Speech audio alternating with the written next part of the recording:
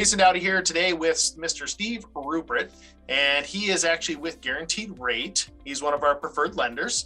And today we're going to talk a little bit about the change in rates for the secondary market and what that means to the investor and what it also means to the first-time home buyer. So Steve, why don't you talk a little bit about what has just happened in the last let's say 60 days.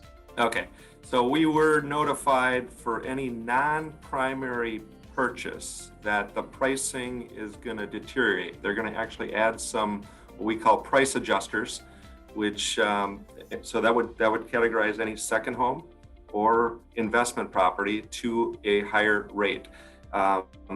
It's going to come in about, well, it's now in play. So it's anything we sell to the secondary market as of April. So anything we're closing now, by the time it sells, would go into April. So that's going to really mean our pricing as of February 1st just deteriorated if we're trying to price out a second home or an investment property.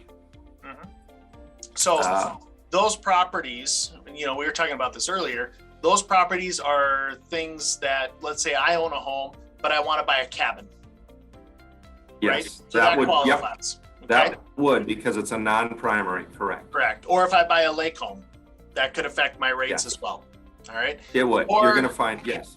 Yeah. Or let's say I'm, as an investor, if I want to buy a rental property with 4 or more units in it, that will also affect that rate, correct?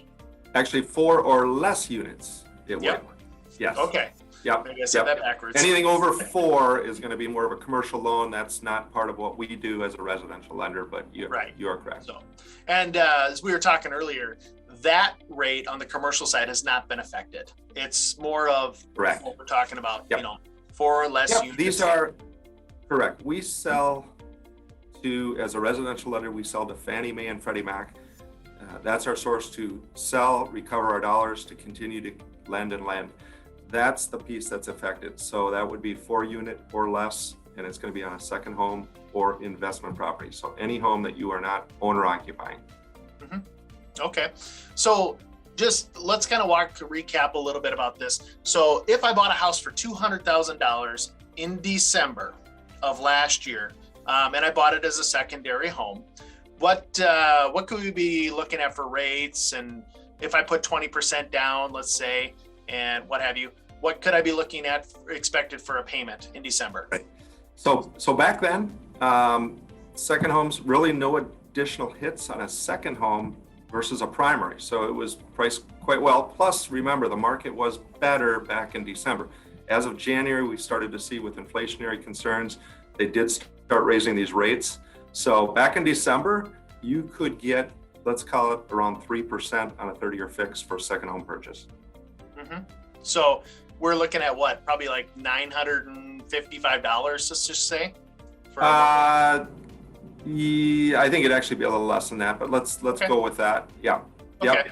Now, if we bought something today, what would we be looking at with 20% down and so forth? Okay. So today, now rates have come up just in general from December till now, let's call it 5/8%, 3/4.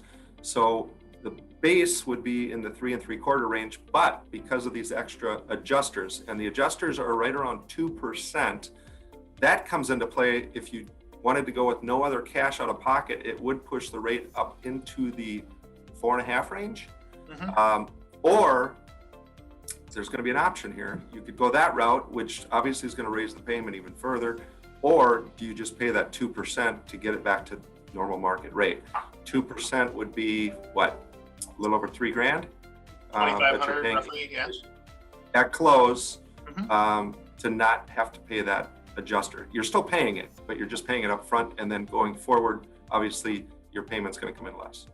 Right. So to recap that, if I was to buy something today, $200,000, put 20% down, and that's all I did. For the same thing I would have done in December, my new payments would, let's just say, would be around $1,150. So about $200 more per month. I think that's a conservative number, yeah. Okay. Yeah. So let's just say $200 as an example. But what you're saying is, if I put another, let's say 2% down, 25, or buy the points down at $2,500, roughly between $2,500 and $3,000 extra cash out of my pocket, I can reduce that and get myself back to the exact same price I was in December. Sure. Well, yes. Well, For a December plus the increase in normal rates today. But yes, that's Right. that's the bottom line. You're gonna either absorb that 2% in the rate, or you're gonna pay it at close to just pay it out of pocket to avoid the hit, basically, right? Right. Doesn't mean more down payment. It's paying it at close and closing costs. Mhm. But I kind of like the idea, because why wouldn't I pay that versus paying an extra $200 a month, correct? Agreed. Agreed. Okay. Yeah, So I that would makes more say sense. it makes sense to, if you've got the cash to do it, do we pay it down? And then there's also the more you put down, obviously the lower payment, the lower the adjusters go too. So now back to the second home scenario we just ran, we said 20%. On a second home, you can still do 10% down. It's not required to go 20. If you were buying a true investment property that was going to be a rental, 1 to 4 family, then yes, you've got to put the 20% down, but you're going to see that they lighten up with less adjusters, better terms. If you're able to even go more, if you can go 25%, there's a really nice sweet spot to get even better terms. Awesome. So if I was, just out of curiosity, let's say I wanted to buy that lake home or that second home, but it's not going to be an investment rental type property. You're saying I can come in with as little as 10% down, or could I go even lower? Nope. So second home is going to require 10% or more down. Okay. Yep. So that's good to know. All right. And obviously, if it's going to be something I plan on, producing income and so forth, then I'm going to have to put down 20%. Correct. You Awesome. are right. Yep. Okay. You got it. All right. So what do you think, in your professional opinion, what do you think this means for, how does it change a little bit for the first time home buyer? Is this a good thing or a bad thing? For a first-time home buyer, it's a good thing. Right. It's not going to impact them whatsoever. They're still going to pay normal market rates without those adjusters, and it might push out these second home and investor buyers, so there's less activity, for a better chance that they could get into the house. Okay. So it's a good thing. Awesome. So on another note too, just a question for you. So a lot of times we work with investors that will buy a house for cash and then come in and say, okay, I've bird it, I've bought it, I've rehabbed it, I've rented it, and now I want to refinance it. Does those same rules apply in that particular scenario? They do. You're going to still have those adjuster hits because you're still refinancing a second home or investment property.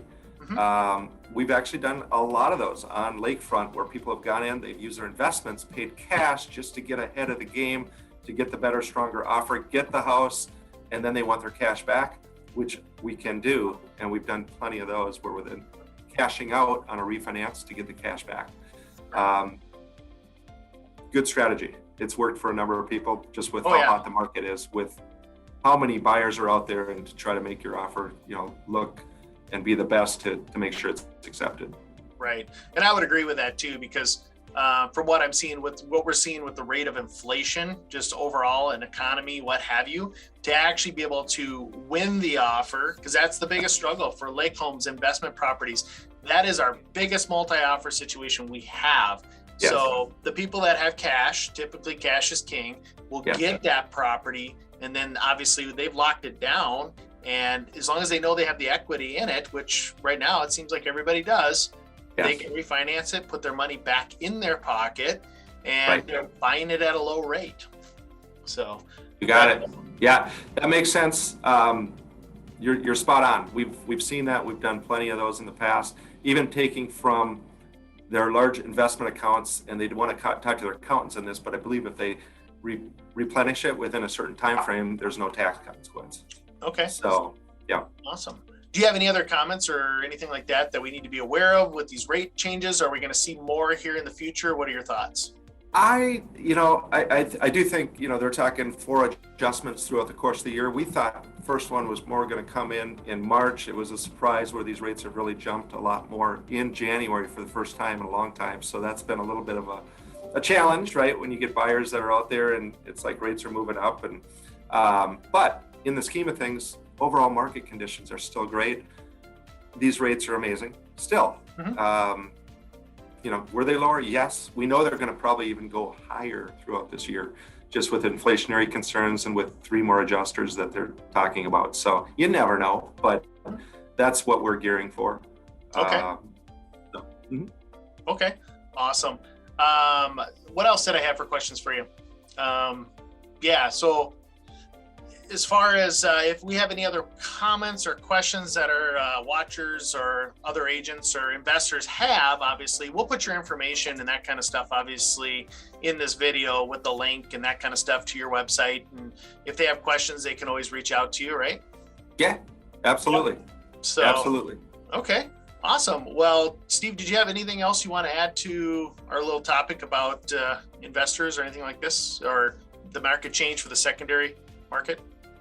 I think we nailed it. I mean, as far as, could there be further changes down the road? Who knows? I mean, this one kind of came up. Nobody was aware. We first were notified early January and everybody was throwing is this really true? I mean, these are big adjusters, Right. but it's standard. It's something we're gonna have to live with and just make sure you can build into the numbers. And if you're buying an investment property, yes, it's gonna up your payment a little bit, but we all know rents have also gone up. Oh So yeah, I think they the have. numbers are still gonna work for the investors. Right. Yeah. So. And with the shortage of housing and the demand that we have for housing right now, in my opinion, and I don't know if you agree with this or not, we probably don't expect to see prices dropping or anything like that anytime soon. Yeah. So I think this year it's going to be an increase again. Is it going to be similar to last year? I wouldn't be surprised. Maybe not quite as aggressive, but yeah, until this supply and demand issue gets geared, which is going to be, I think, into next year sometime, we're probably going to see a year similar to last year. all right. Awesome. Well, Steve, I appreciate your time and look forward to hearing more what you have to say in the future. Sounds great. All right. Thanks. Thank you.